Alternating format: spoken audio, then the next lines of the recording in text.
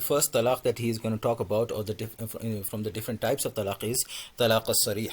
So understand that there are two types of talaq. One is Talaq Sareeh, or two types of wordings, or two types of occurrences when it comes to initiating the talaq. And the first one is Talaq Sareeh. Sareeh is something, is somewhere where the wordings are specific for the purpose of issuing the talaq.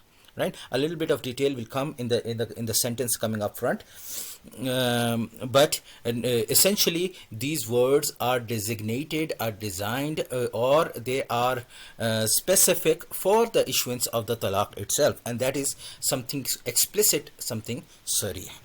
Second is the talaq of kinaya. Right, so that's the second type of it, and the kinaya are those wordings of the talaq in which are other than sarih. That's the easy way of explaining them.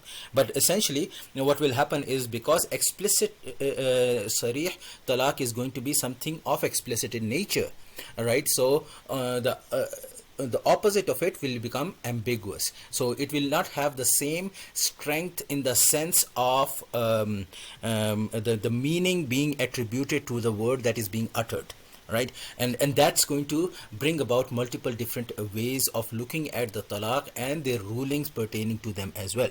So the second thing that he has used the term over here, ma ustamila, right?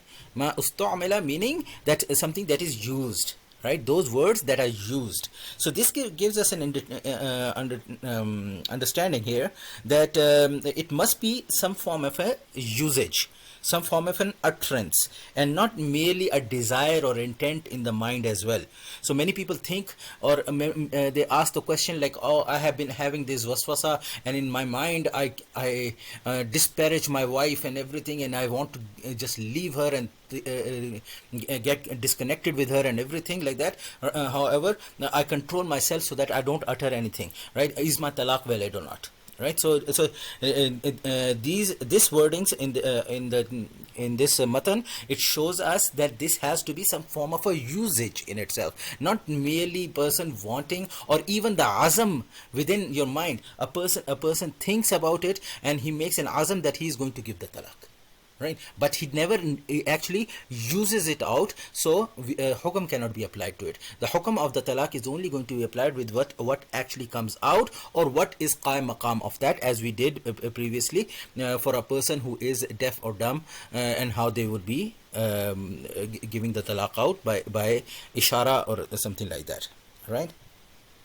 The next thing that we understand from the same ustamila is that this also indicates that the word being used does not need to confine to only the coinage, or the words that are being actually coined for the purpose of talaq under the Talaq Sareeh. Right, so it could be words that are not really originally coined for the purpose of talaq, but it just so happens that the linguistically it has morphed into the position where those words are being utilized for the purpose of talaq. Right, so for example, in some of the cultural places, you have these terms, right, that the culture has ingrained it so much into them that people don't even know whether that word actually refers to anything else or not. It's a metaphorical understanding long lost in their language, that what the word refers to.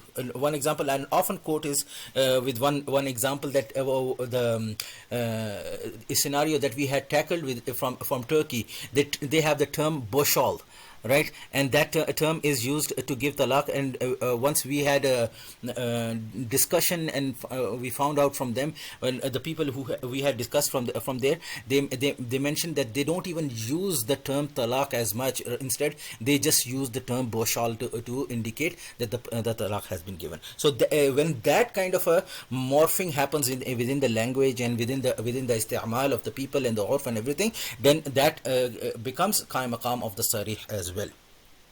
And finally, this ustamila also helps us understand that because we are hinging on the usage of the terms, all the different tactics that people think they are using while diverting away from the ruling of the talaq.